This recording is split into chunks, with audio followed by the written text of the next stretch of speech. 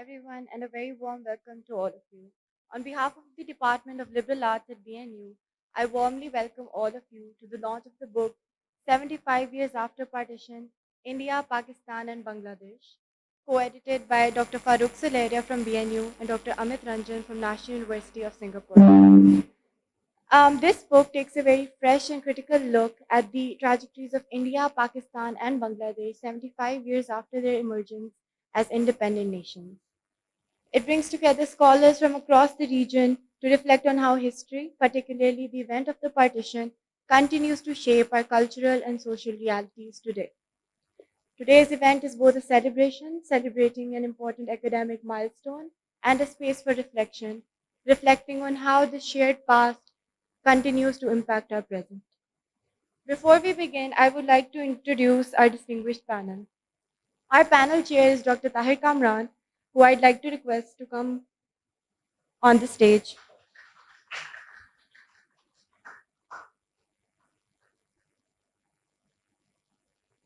Dr. Tahir Kamran is a distinguished historian, columnist, and public intellectual who has served as the Allama Iqbal Fellow at the Center for South Asian Studies, University of Cambridge, and was a Fellow of Wolfson College from 2010 to 2015.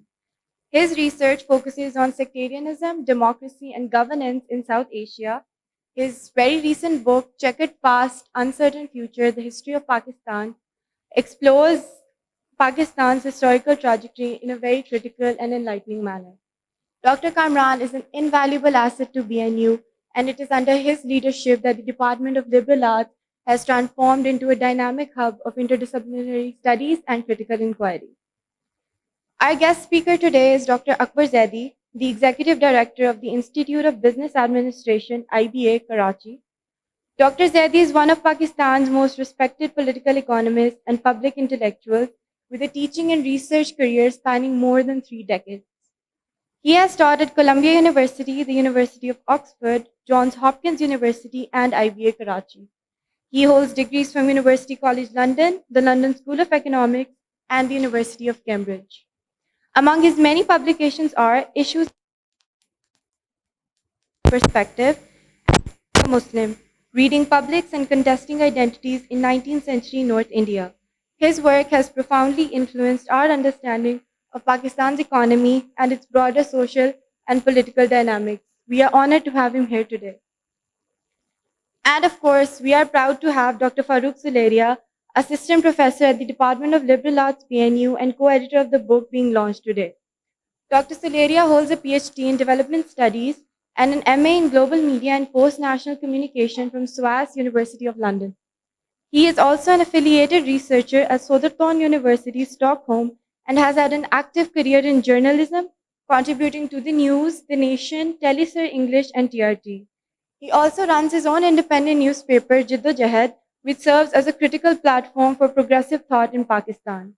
His earlier book, Media Imperialism in India and Pakistan, explores the politics of media and power in the subcontinent.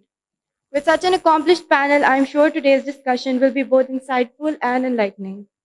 To begin, I'd like to invite Dr. Farooq Sulehria to speak about the book, its vision, central arguments, and the collaborative process that brought it to life. Dr. Farooq, the floor is yours. Thank you, Esha. Should I start? Yes. Okay. Yeah, first of all, thank you everyone for coming. Special thanks to Dr. Akbar Zaidi, who traveled all the way this morning from Karachi. Thank you, Dr. Tahir Kamran, for being always so nice. Dr. Akmal is teaching his last term here. We will be really poor after he leaves. Shahid Malik Saab is here. Thank you everyone, my students, my colleagues, Tanya, Vikas, who make it possible for me to do such kind of work. They take a lot of responsibilities on themselves, which I am supposed to do. Thank you everyone. Well, I will speak briefly. We'll try to finish in 7 to 10 minutes about 3 things. Firstly, I want to speak about the context of this book. Actually, the idea of this book was really Amit's. He approached me ahead of 75th anniversary of the partition for a book proposal or maybe a special issue. And I wanted some time before committing myself. because I thought it is very ritualistic to, write a book or a special issue, whatever, on 50th anniversary or the 70th or 75th, and there will be, 100th. I wanted some time to think. And while I was, thinking about it all, one day there was this Asia Cup match happening between all these teams. Pakistan lost a match to Bangladesh. At the time, Pakistani team was rather good. It was a bit of upset. आगे शायद हुआ करेगा अक्सर. But that time, then there was this social media kind of war happening between all these, people from Pakistan, Bangladesh, India. There was a post by some Pakistani referring to this victory because the victory was thought bad decision by Indian Empire. तो किसी ने लिखा था तुम अपने बाप के बगैर कुछ भी नहीं कर सकते, कभी नहीं जीत सकते. That kind of thing. And that triggered a thought, rather a thought process. And then I followed the comment section. I scrolled down and everything was grounded somehow in 1947, 1971. And I thought, okay, partition was not just 1947. It is reproduced on daily basis. It happens every day. So that's why we sort of designed initially as a special issue of India Review, edited by Professor Eswaran Sridharan. We are lucky he has joined us online as well. And then later it was published as a book by Routledge, again facilitated by Professor Sridharan. So this book is not really about 1947, the events of 1947, usually the way we think of a partition. This is rather the reproduction of the partition through what we call ideological state apparatuses, literature, films, textbooks, family histories, and whatnot. So that is, the kind of second important thing I want you to point out. Another thing, uh, the same event that I just mentioned, it also sort of triggered a thought process about the theory of partition. I think, especially in the Pakistani scholarship on partition, as well as large section of it in India, there has not been an effort to theorize 1947. And, there is a very brief effort, at least in my article, we have tried to conceptualize partition. Not my original definition, it was an Irish scholar who, in the context of Ireland, defines partition as an exit strategy. And then, developing that, building on that, and still it remains an outline. I hope to return to it and, devote perhaps a bigger project to the idea of partition. So I conceptualize it as a kind of three-step, three-phase thing. Partition, the context of it, the colonial context. Arguably, it was the colonial rule of about 200 years which paves the way for the partition. Then partition, the event, usually that we think of, whatever the date you want to place, June 3 to say November 1947, and Kashmir as the annexure of it all. And then what I call memorialization, reproduction of the partition daily basis in India, in Pakistan, and to some extent Bangladesh. Bangladesh is also included in this book because many there and in India, Pakistan, they see 1971 as a continuation of 1947. My own viewpoint is rather different. I see it as a separation, which is rather different from partition, because separation was not an exit strategy by a colonial power. Okay, I can come back to these debates during Q&A session. And lastly, I would speak very briefly about the content of the book. We have 3 chapters from India. Dr. Amit, my co-editor, who is working at National University Singapore.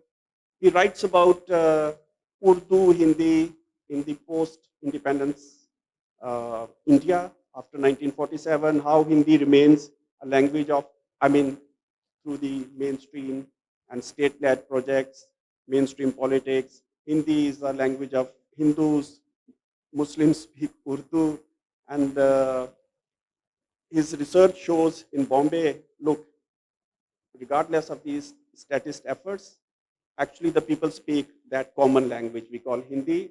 And also very interesting aspect that regional parties, they try to, um, fight against this hegemonization of Hindi in the Indian state. Next chapter is on Indian films, how they represent, how they reproduce partition. It's Anjali Gira Rai and Ritika Verma who have written it. They have looked at 4 films. Pinjar, which came out 2003, based on a novel by Amrita Pritam, who is usually seen as a rebel. Veer Zara, सबने देखी होगी, it came out 2004. Uri, which came out 2019, and Kya Delhi, Kya Lahore. The first 3 films they show, and most of the films about Pakistan where Indian Muslims are represented, pre-partition, post-partition, as well as Pakistan, they by and large reproduce the mainstream notion of the Muslim, and usually they adrify the Muslims. However, this film, Kya Delhi, Kya Lahore, this kind of subverts the mainstream narrative there. Yet another chapter by Devika Mittal, she looks at the representation of Muslims in school textbooks. There are 2 kind of studies included here. One, the curriculum in Rajasthan, which is a state, so at state level, and then at national level. She looks at National Council of Education Research and Training, which advises on books in India. Then there are 2 chapters on Bangladesh. Actually, they are the last part of the book. I'll come to Pakistan in the end.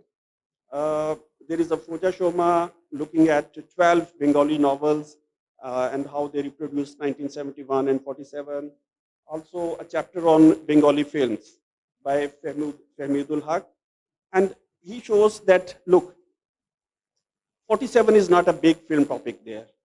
He identifies only 3 films and a documentary about 1947. Largely, they have focused on 1971 and also a lot of documentaries.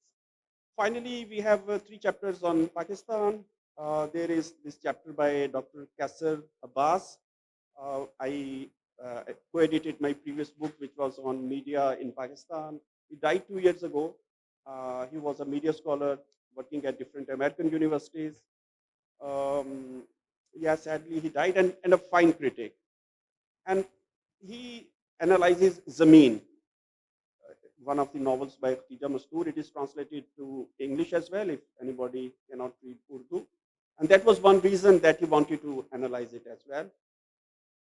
Zameen looks at migrancy and partition through sort of gendered lens, women's lens. The main protagonist is a woman, Sajda. There are 5 more women characters. And since I think he himself went through this kind of migrancy, he moved in the 1980s to the USA, kind of personal experience as well. He conceptualizes migrancy both as emptiness and hopefulness. And some of the characters, especially Sajda, when she moves to Pakistan, she hopes to build a career in Pakistan, to build a future in Pakistan. But Islamization and the patriarchy that is, sort of reproduced with state help is, leading to the dashing of hopes in the case of Sajda and women. Finally, my own chapter, it looks at 4 films. Kartar Singh, which came out in 1959, Lakhon Mein Ek, 1967, Jinnah, which was in 1997, and Khamosh Pani, 2003.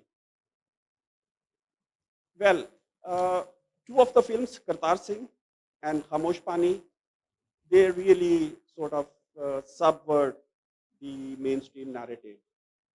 The other 2, they largely reproduce the state narrative. Okay, in Jinnah, I will speak a little bit more about Jinnah, also because Jinnah initially was conceived as a response to the success of this famous film Gandhi by Attenborough. It was Zia's idea that we should respond to India. Uh, the film scripted was titled um, Stand Up from the Dust. And in this film, Jinnah is typical, a man who continues the mission of Muhammad bin Qasim, very Islamized. In this book, in this film, Jinnah by Akbar Ahmed, Jinnah is not really Islamist. He is rather secularized for an international audience. But rest of the narrative is typical. You know, Hindus were cooperating and being patronized by the white Sarkar. 1947, Muslims were the victims of the violence. मुसलमानों ने कुछ नहीं किया, बस ये victim थे. And interestingly, Jinnah was almost murdered by neglect. ऐसा भी ज़्यादा बता सकते हैं, तारीख का मामला है, वो बताएंगे. Likewise, yeah. So two films, लाखों में एक, which was big hit at the time. It got 6 Nigar awards. Some of the songs were very popular. They sort of largely, and there are some nuances there as well. It was scripted by Zia Sarhadi, seen as a left-wing person. Even we can say Kartar Singh maybe thoda sa, there is Pakistani touch at the end. It's not that radical, but largely, seen as departure from the mainstream. So two films, Khamosh Pani, Kartar Singh, they are rather big departure from the mainstream narrative. The other two, they kind of reimpose. And again, another thing I realized, it's mentioned in the text as well, Pakistan has avoided in the film industry the topic of partition, which India doesn't. There are hardly, according to one study, bit over 1 dozen films. So that's where I will end. I know there will be some question. I will try to return many other things I want to speak, but I end it here. Thank you, Esha. Thank you, Dr. Farooq Sulehria. Thank you for such a wonderful introduction and for giving an overview of the book's chapters and significance. Now I'd like to request Dr. Akbar Zaidi to share his insights. Okay.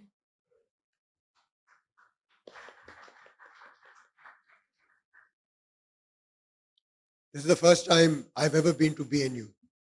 That's very surprising for me because I often come to Lahore और एक university DHA में कहीं उधर अक्सर जाना होता है और एक बेदिया के पास है उधर भी जाना होता है. बड़ी अजीब बात है कि मैं कभी BNU नहीं आया, किसी ने बुलाया नहीं. मेरे ख्याल ये भी कहना ज़रूरी है. So this is the first time I'm coming to BNU and it's a fabulous campus. But most importantly, I've come here today for the first time and I recognize a lot of people here, especially Professor Akmal Hussain.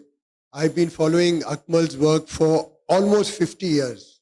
So it'll give you a sense of how old he is and how old I am.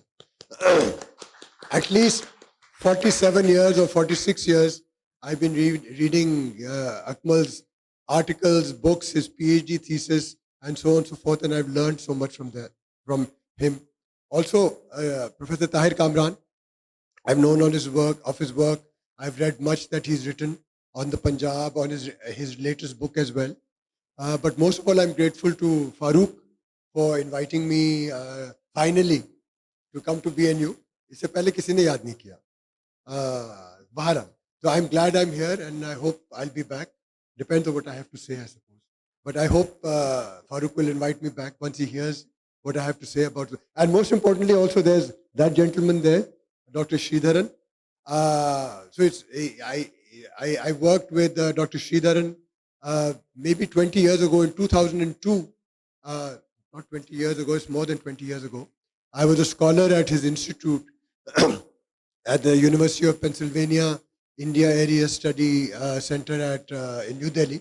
I was a guest and he was my host. So it's good to be, although it's the first time I've come to BNU, it's good to be amongst people whose work I've recognized for 5 decades, and then Tahir Kamran and Shri and then now Farooq. So, अगर हम किताब पढ़ते हैं, I know they understand Hindi and Urdu, so it's fine. So I'll speak in both English and Urdu. When we read a book, we usually enjoy it. We can say, okay, मज़े की बात कह गए, अच्छा ये तो मुझे पता ही नहीं था, ये मैंने सीखा है, नोट्स लेते, मैंने बहुत सारे नोट्स लिए हैं, किताब तो ख़राब होगी, बहुत सारे नोट्स लिए हुए हैं, लेकिन आप सोचते रहते हैं, पढ़ते रहते हैं, सोचते रहते हैं, पढ़ते रहते हैं. And one of the things about a book is that once you finish it, it makes you ask a lot of questions. And it's not often that both the authors or both the editors are available so they can ask these questions, they can answer these questions. Now, I've read Professor Akbar Hussein's almost all his books, but I've never asked him a question because I've never had the opportunity to. So I'm very fortunate then today to have read this book cover to cover, every chapter, everything in it, and have Farooq here and have Amit online to be able to perhaps respond to some of the questions and also to open up further discussion. So this book, there are two, which I thought were two key ideas or lessons which I took from this book, and the rest are my own understanding of this. One is very clear that partition is seen very differently just based on these. How many chapters are there? 8 chapters. 7 plus introduction plus 8 chapters. Introduction plus 8 chapters. If you read just these 8 chapters, they're on film, as he said. They're on about text. They're on textbooks. They're on fiction, and they're about this, and it's under the saya of partition. Esha said the partition is reproduced every day in our lives. I disagree with that, and I'll come to my disagreements later. But this concept of whether there is a shared past or not, that's something also that I'm going to question, whether there is a shared past. I actually don't think there's a shared past. And how long does the past continue to be the past, and when do we move forward? I'll come to those things later. But one of the things that reading these books, the 4 films from Bollywood, the films from Lollywood, which Farooq's article talks about, representation from Bangladesh, shows very clearly how each country looks at partition very differently. It's not कि partition हो गया, सबने एक तरह से देखा. एक तो पहली बात ये है कि हर मुल्क हर तरह से देखता है, और मेरे ख्याल है सबसे ज़्यादा तकलीफ पार्टीशन की इंडिया को है, पाकिस्तान को नहीं. जाहिर है पाकिस्तान पार्टीशन की बुनियाद पे बना था. There's a major factor. So for us, for Pakistan, the meaning of partition is very different for India. I'll come to Bangladesh later because that's a different concept altogether. So when we talk about partition, it's important to locate it. Although there are 3 countries which were one country, partitioned 47 and 71, but the meaning of partition, the timing of partition, the nature of partition, and the baggage of partition. They're the shared past. Farooq used that word. I think whether there is a shared past, we'll talk about that. So it's important to recognize this fact that partition is seen very differently in the 3 countries. And for Pakistan, it's a celebration because without partition, Pakistan would not exist. There would be no Pakistan. For India, it's a, Bharat Mata ko 3 हिस्सों में कर दिया या 2 हिस्सों में कर दिया, पहले 2 हिस्सों में किया. And that wound is very clearly represented in a lot of things that are written in this book, in how cinema depicts it and so on and so forth. So I think one needs to, this book does show that there is not one category of partition. You have to look at partition differently. अगर हम कहें कि partition हाँ हुआ था, एक event था, जैसे इन्होंने कहा एक context होता है, एक event होता है. फारूक के आर्टिकल में ये लिखा है कि एक memorialization होती है. So we'll talk about those things as well. So I think the first thing to recognize is that while an event takes place, it has different meanings in different countries, different people. So that's the first thing. So that's something that this book does. The second question which this book raises, and it's interesting also from the references which Farooq just mentioned, comparing Lollywood to comparing Bollywood.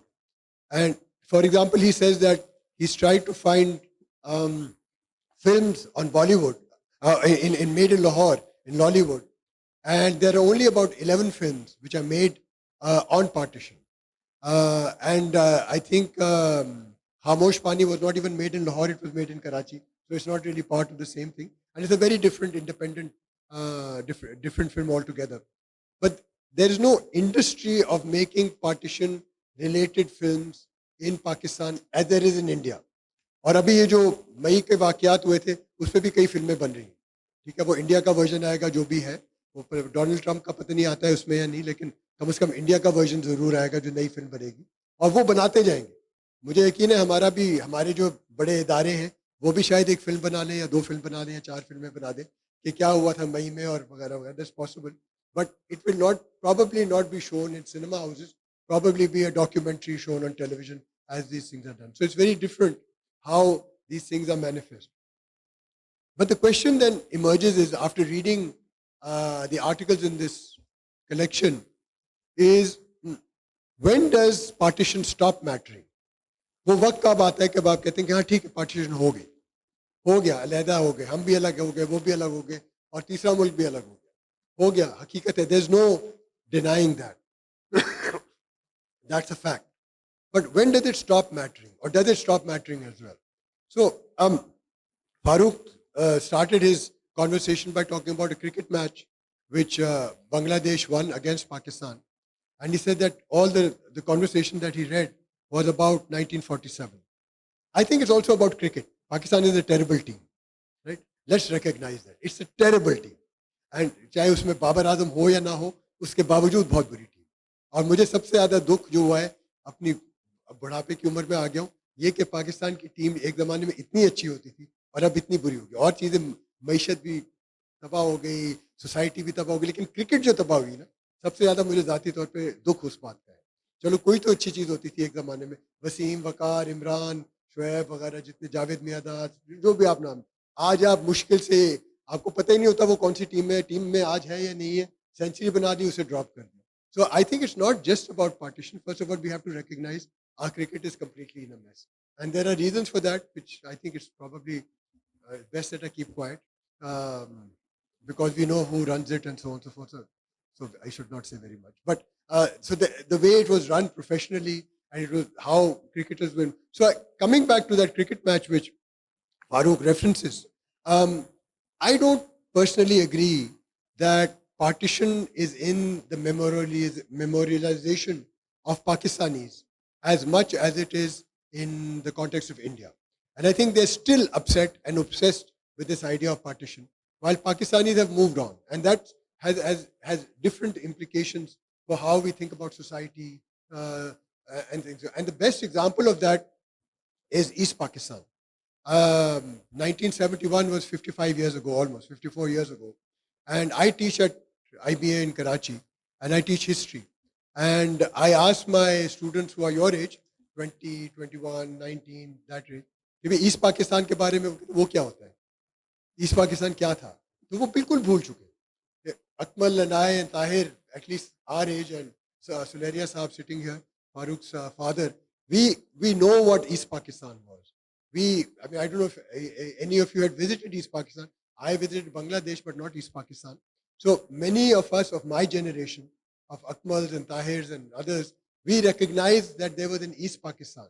It mattered to us. Culture, Shahnaz Begum, uske gaane, Soni Dharti, vagara vagara, and literally Soni Dharti. It was not West Pakistan only, it was also East Pakistan.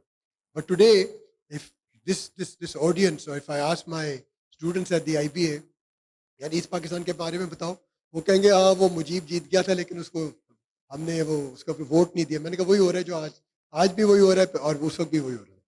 70 साल में, 50 साल में एक रिवायत बरकरार है, जो जीतता है उसको वोट नहीं, उसको सीट नहीं देते. ये भी रिवायत बरकरार रही है. लेकिन ईस्ट पाकिस्तान के बारे में कोई खास जानता नहीं है. They've lost the sense. They know nothing about it. When I was at school, when Akmal and Tahir, when we were studying, we read about East Pakistan, about Khulna, about Chittagong, about Sylhet, about Dhaka, and also a little bit about Bengal as a unit, as a province in United Bengal. So the question then arises is the question that after reading these things, and a question I always come back to is, when does partition end? I think it's ended for us. We've come to terms with it, whether we lose in cricket or not. Afghanistan से भी हार जाते हैं, सबसे हार जाते हैं तो कोई फर्क नहीं पड़ता. अफगानिस्तान का पार्टीशन का मसला वो एक और है. So we have multiple partitions in this region as well, which is something that we don't talk about in this book. So these are two of, I think, the core themes which emerged when I was reading this book. So now I want to raise some of the questions which, after reading this book, which I think we should talk about and think about. The first is that the notion of partition, wherever it happens, whether it happens in India, in Bangladesh, or Pakistan, is seen very differently by people in those countries. For example, Punjab is partitioned, Lahore is Lahore and the whole area around West Punjab, what is now in West Punjab in India. This whole area suffers a great deal, but there is no impact on Peshawar, or there's very little impact. There is, of course, there is impact because there are a large number of Sikhs living there. There's an impact in Kabul also, but there's a very different notion of partition. In interior Sindh, where there are a lot of Hindus, many of them migrate to India not only in 1947, a lot of them migrate in 1971 as well, after the war in 1971. But the way partition takes place, its manifestation जिसे कहते हैं, उसका इजहार किस तरह होता है, वो पाकिस्तान में मुख्तलिफ तरह से होता है, मुख्तलिफ जगहों पे मुख्तलिफ. कराची जो था 1947 में, in 1947, Karachi was predominantly a Hindu city and a Sindhi city. Today, it's neither of the two. Hindus भी खत्म कर दिए, बिल्कुल उनको marginalize कर दिए, and Sindhis को भी marginalize कर दिए. So it's a very different city compared to what it was prior to partition. But the notion of partition in Pakistan is been very different in different regions. Dera Ghazi Khan mein, DI Khan mein, in Peshawar, every part of Pakistan had a different notion. Similarly, in India, if you look at Punjab, where there were huge, a large number of Muslims, Hindus, Sikhs who were massacred during the migration process after 1947. But if you come to the south of India, where Dr. Sridharan is from Tamil Nadu, for example. If you go to Kerala, if you go to, maybe Andhra Pradesh was different because it had a Muslim population. But in other parts of South India, the impact and notion of partition has been very different. So one thing we need to recognize is that when we look at partition and we look at the state, we have to differentiate between different regions as well. It's very clear that Delhi, Agra, Bombay, Gujarat, Punjab, these areas, and Bengal, of course, were affected very differently from, say, Tamil Nadu, for example, from Kerala, for example, from South India, for example. So I think it's important to differentiate how that happens, and think about that a great deal as well. And I'll come back to this point.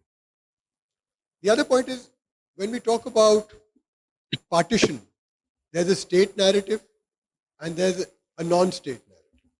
So far, and many of the articles in this book, or in fact all of them, and most scholars look at what's called the state narrative. They don't look at if there is a different sort of people's narrative. In Amit's article in this book, he goes and talks to people, common people from different parts of India, and he reaches a very different conclusion compared to what the state's narrative is about language. Should it be Hindi? Should it be Sanskrit? Should it be Urdu? But he says that the language that people speak, when you start speaking to people on the street, is very different. It's a polyglot of different languages. It's got some Hindi. It's got, when he speaks to people in Mumbai, for example, he says that they speak Maharashtrian, they speak Hindi. Some come from UP. They speak that language from their local villages. So it becomes a very popular language. And I think this question of language has sort of been solved by Bollywood. There is a Bollywood language which people in India recognize, people in Pakistan recognize. मुश्किल से 4 लफ्ज होते हैं, 4 शब्द होते हैं जो समझ नहीं आते कि ये क्या कह रहे हैं, शाहरुख खान क्या कह रहा है, लेकिन वो बोलता है जिस तरह, या आमिर खान बोलता है, या कोई और भी बोलता है या बोलती है, हमें समझ आ जाती है कि ये क्या ज़बान है. और आप खुद देखें कि Bollywood as a language, Bollywood language, whatever you want to call it, Hindi, Hindustani, Bollywood language is so paramount in India that when people, चाहे वो जिस इलाके से आते हैं, वो जाके वो फिल्में देखते हैं, except from the south, where they have their own Tamil films and they have their own films in regional languages, which are very, very popular and very particularly good also. So there has been a sense of rewriting this notion of an Awami language in India. So I think one needs to think of what we call the state narrative and the people's narrative. Um, Recently, there's been a very, very good book published by Professor Partho Chatterjee, where he looks at the notion of partition in India, 1947 and after that, and he looks at how the notion of partition is represented in different Indian languages: Urdu, Punjabi, Malayalam, Bengali, Maharashtrian, different Tamil, different languages, and he says that the notion of language, जो आपकी मादरी ज़बान है या इलाकाई ज़बान है, वो इसको partition को और आज़ादी को और नेशन स्टेट को हर तरह से मायने देते हैं. So I think one of the things that we need to think about is, do we stick to a state narrative, or do we look at what's called a popular narrative, or a people's narrative? So he actually uses the word there called, there's a state nation and versus a people's nation. How do people see society? How do people see language? How do people see partition differently from how the state sees partition? I think that's something that we need to think about. Also, I'm sure Tahir knows this and he's written about this. There's a people's history movement in India, started by Irfan Habib, 97 years old, 96 years old, from Aligarh University, and others who are leftists, who are progressives, who belong to a very different historical tradition. So they have thought about a people's history in which Muslim, Hindu, Christian, Sikh, how do we theorize partition? How do we structure partition? Do we get caught in a state narrative? Do we try to look outside of the state narrative?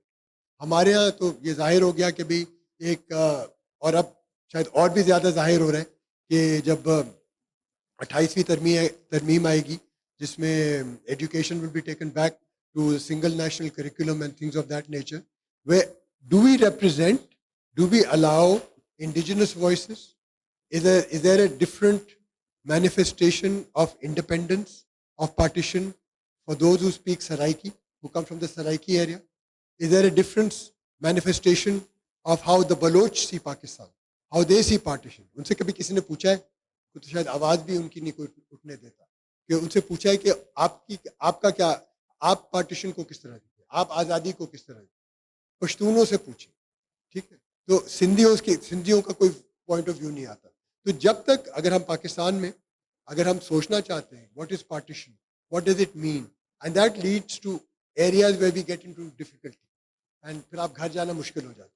ठीक है, आप ऐसी बातें बहुत सारी कर सकते हैं, ऐसी किताबें भी पढ़ सकते हैं, लिखने की कोशिश ना करें क्योंकि फिर वो जो है उनको फिर किताबें भी गायब हो जाएंगी, आप भी गायब हो जाएंगे. बट ये सवाल करने ज़रूरी है. हम एक तालीमी इदारे में बैठे, and I been teaching like Akmal, I been teaching now for 44 years. And one thing that we have to do is we have to be able to raise questions in front of students, raise questions, questioning what they've learned. I teach something, the most redundant course ever designed in Pakistan called Pakistan Studies. इससे बुरा course कोई भी नहीं. और मैं हर साल पढ़ाता हूँ और शौक से पढ़ाता हूँ, और मैं उनको बताता हूँ कि 1971 में ये हुआ था, ये नहीं हुआ था, जिन्ना साहब ये थे, ये नहीं थे, और हमारे यहाँ जो जमहूरियत है वो ऐसी थी और ऐसी नहीं थी, वगैरह वगैरह. ये चीज़ें बतानी पड़ती हैं, और ये इदारे ऐसे हैं और ये वैसे बिल्कुल नहीं. तो ये सारी चीज़ें बतानी पड़ती. लेकिन अगर हम, when we talk about partition, when we talk about history, this notion that if we don't look at different languages, if we don't look at how different people in different parts of one country, say Pakistan, as I said, the Saraiki experience is very different from the Punjabi experience. The Baloch experience is extremely difficult and different from any other experience, and we live through that today. Does the Baloch experience today have anything to do with partition? You could argue that. I'm sure Tahir has already written about it in one of his articles. Does the Pashtun movement for identity, tahaffuz, whatever you want to call it, is that part of the partition of 1947? Or is that linked to a different Durand line of 1916 or 17, whenever it was made? So 100 साल उस partition को भी हो गए. But we don't talk about those things. So I think what this book does is, I'm very grateful to Amit and to Farooq for raising these issues and making us think beyond the text.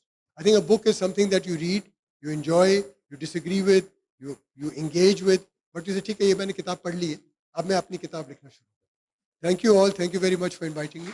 And I'm very grateful. First, I'd like to request Dr. Eswaran and Sridharan to enlighten us with any comments he has. Greetings from across the border.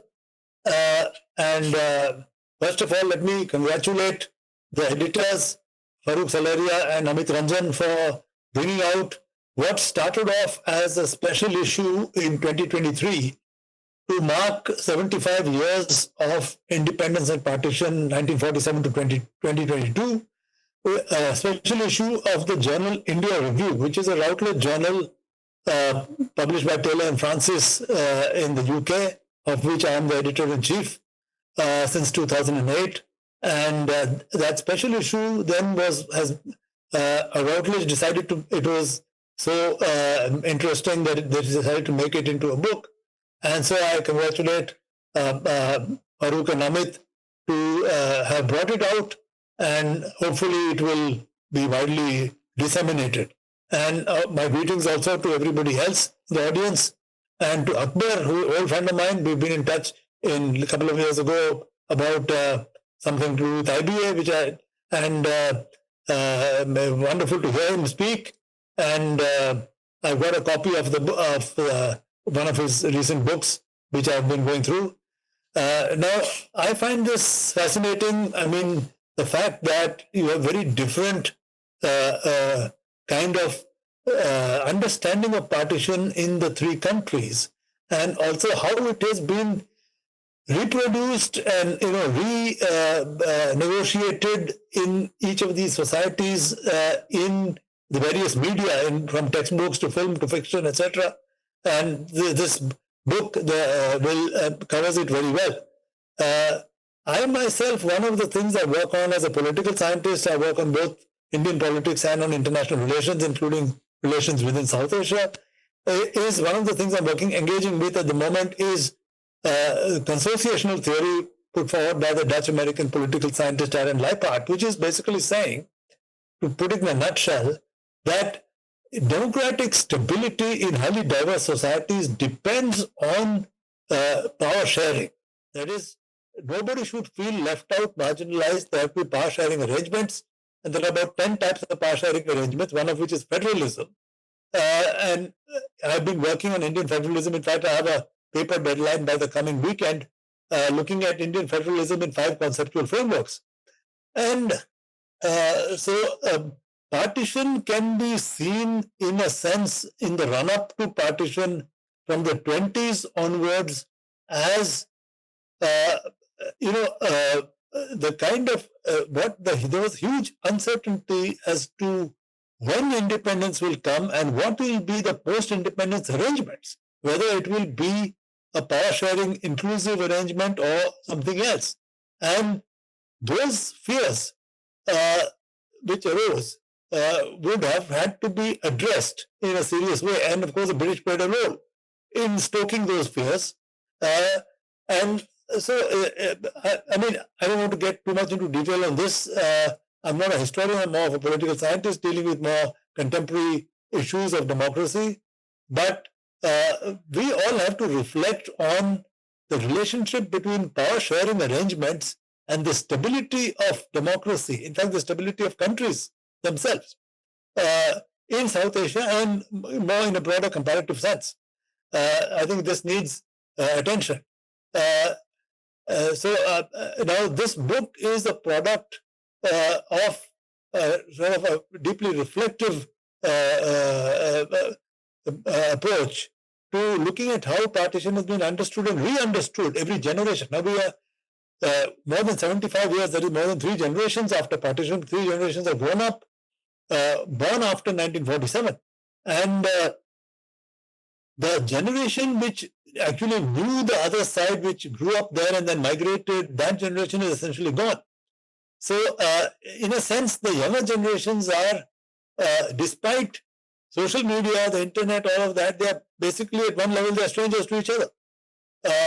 And what Akbar just said about young Pakistanis not knowing anything about what was then East Pakistan.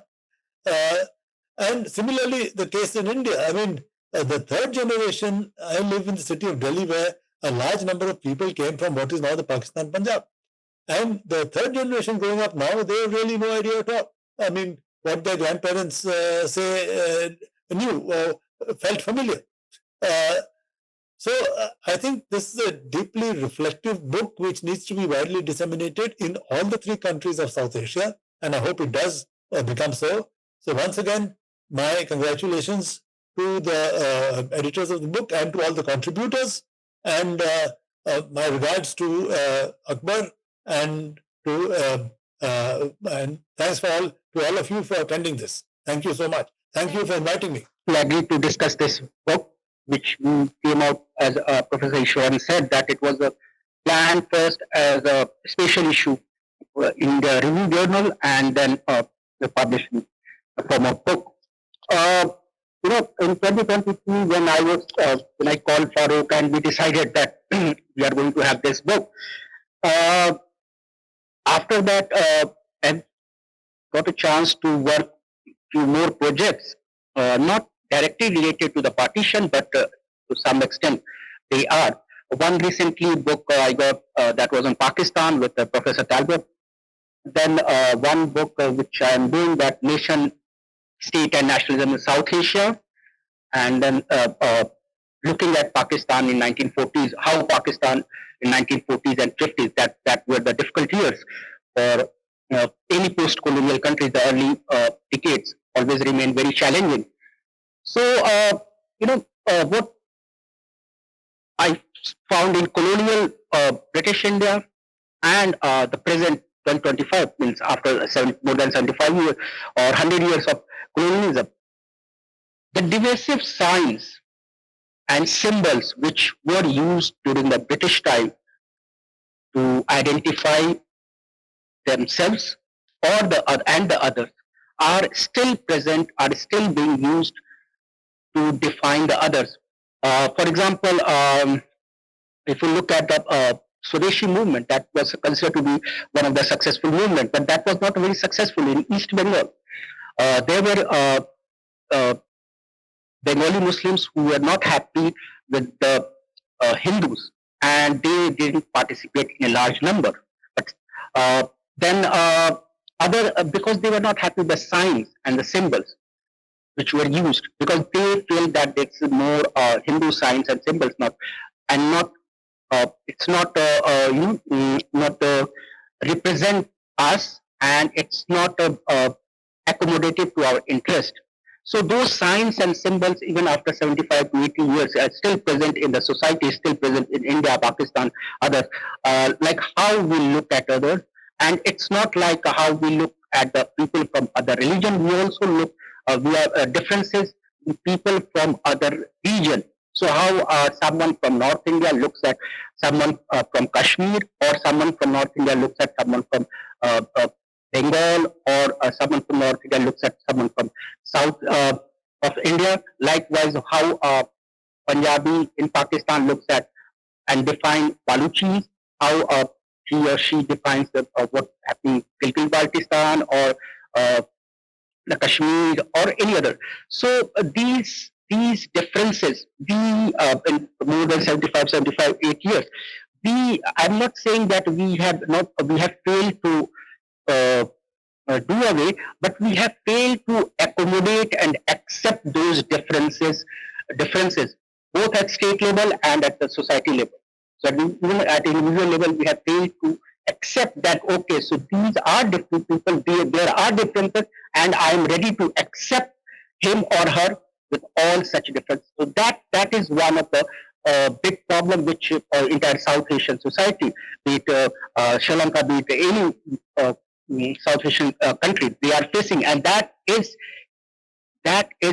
leading to conflict between the groups.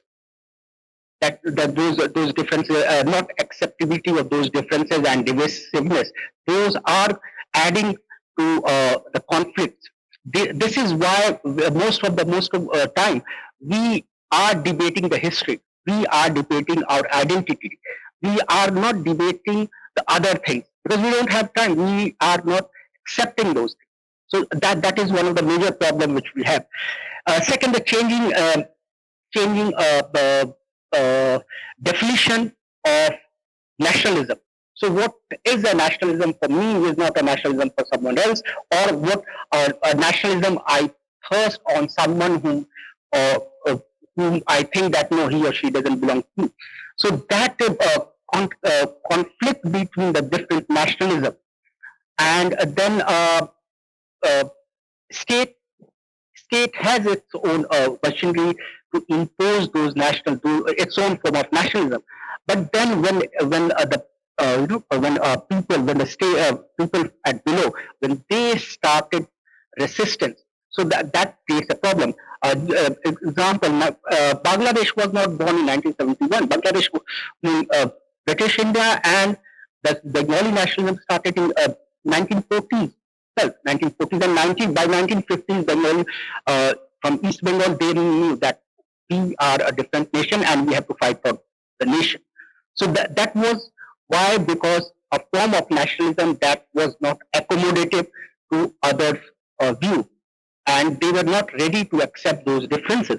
So as these issues are ongoing, and we have failed to address them, and we have failed to accept those differences as a society, as a state. Therefore, I say that partition, we will talk about the book, that partition is not, didn't end in 1947. Partition as an event ended, but still there are issues. Those issues are still ongoing. Take, for example, in Pakistan, means, last 75 years, we fight, we discussed, we talked, and we did everything. But see the level of relationship which the two countries have. Countries mature over the years; they mature and they try to resolve their differences. But what we are doing isn't. So these are the words which I think done. So, and I would like to have comments on it. Now I'd like to invite Dr. Tahir Kamran on stage.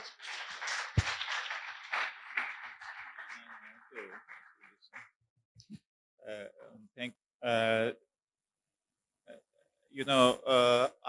there was some miscommunication.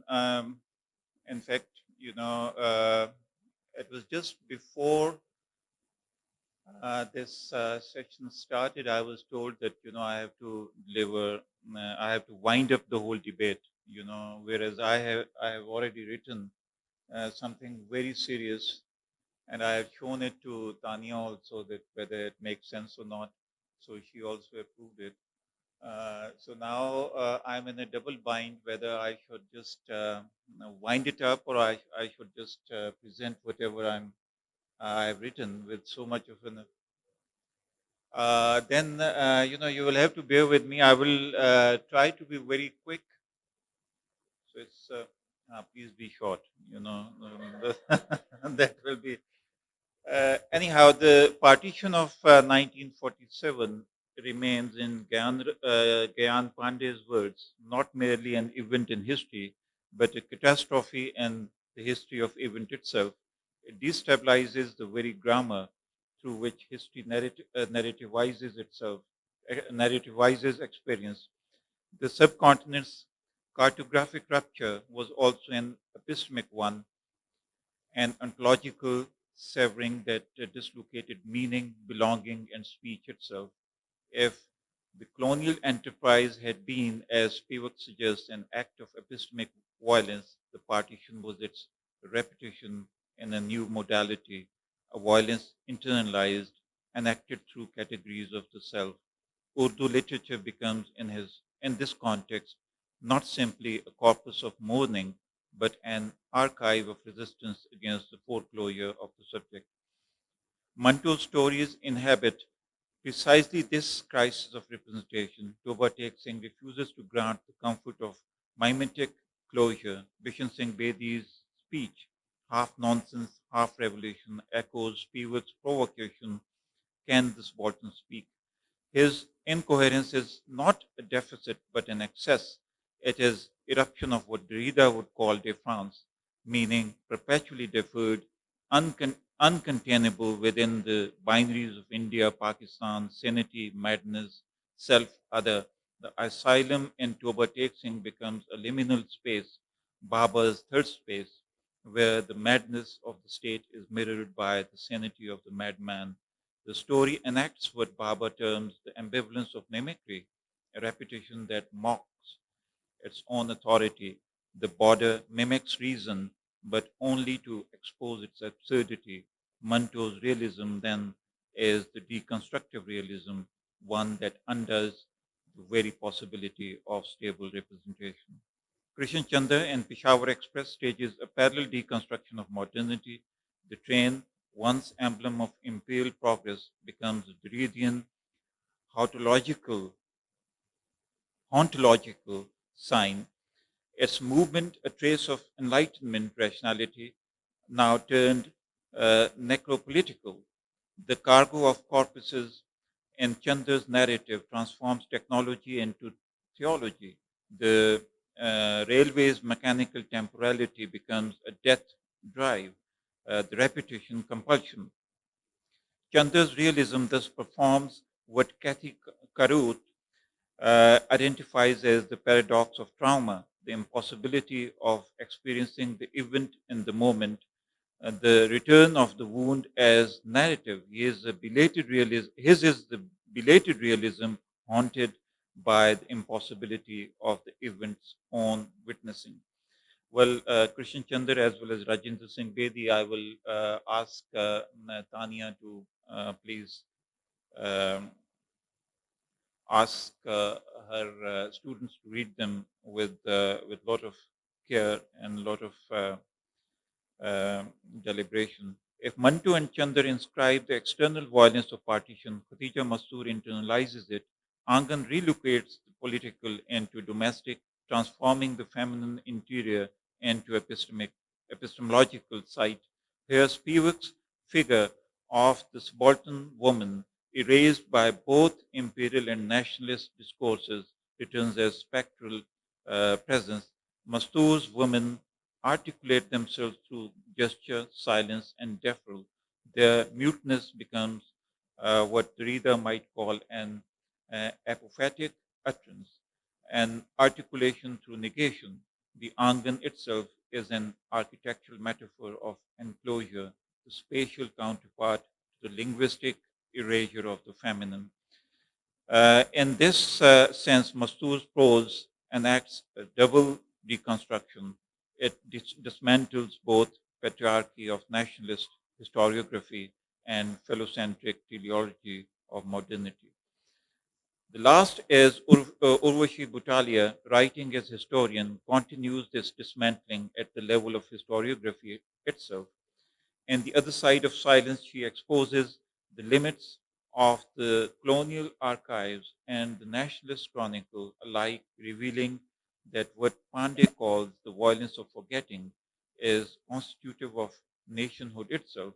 Botalia's methodological intervention resonates with Spivak's strategic essentialism to retrieve women's voices not as empirical supplements, but as theoretical disruptions to the masculinist narrative of freedom.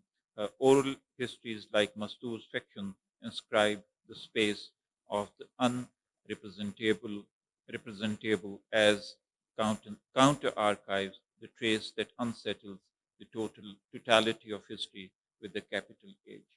Now, the thing is that when we say that whether partition has its resonance right now at the moment that we live in. It's very strange because nostalgia that whenever I read Intizar Hussain or whenever I read Mushtaq Yusuf's Begum, so that's not nostalgia really overtakes me, despite the fact that my forefathers, my parents or grandparents, I didn't experience any partition. I was local, born in Jhang, traveled with my father who was a civil servant. So, but that nostalgia overtook me. And when I did my metric, I remember having read Khakor Khun, that is by Nasim Hijazi. And, it totally mesmerized me. Now I may be talking volumes against Nasim Hijazi and his, his indoctrination of the youth, as Christina Oswald from University of Heidelberg says that Pakistani's historical sensibility was constituted by Nasim Hijazi more than any historian. Because he was so empowering, his narration of the fictional story was so empowering, so influencing on the youth. When particularly when I was growing up, Nasim Hijazi was everywhere, and particularly when Ziaul Haq came into power, he patronized Nasim Hijazi like anything. What to do with it? A person who is local, who reads Intizar Hussein's Basti, who reads Nasir Kazmi and the sense of loss that accrues out of it, And then, of course, Abegum is so moving. Mushtaq Yusuf's that book is, one of the greatest examples, illustrations of nostalgia. One cannot help,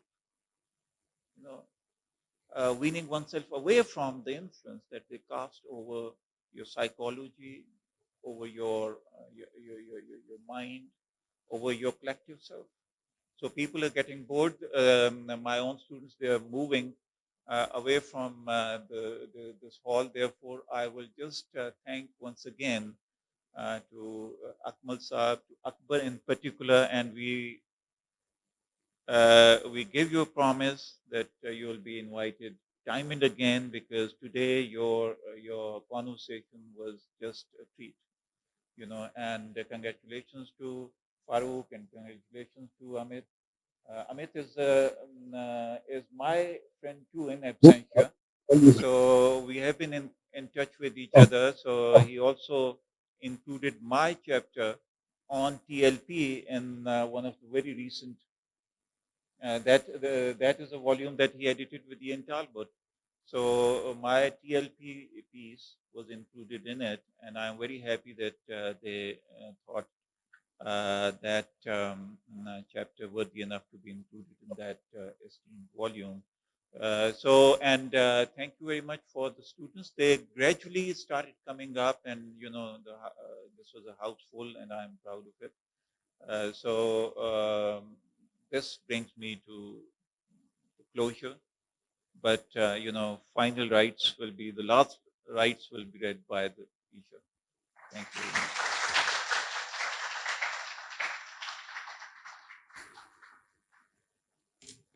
Thank you so much. As we come to a close, I'd like to specially thank all of our speakers, Dr. Akbar Zaidi, Dr. Tahir Kamran, Dr. Farooq Sulehria. Special thanks to Dr. Eswaran Sridharan and Dr. Amit Ranjan for joining us online. Special thank you to the Department of Liberal Arts for organizing this event, and to you guys for being a part of this celebration of scholarship and dialogue. Thank you, everybody, and a lovely afternoon to all of you.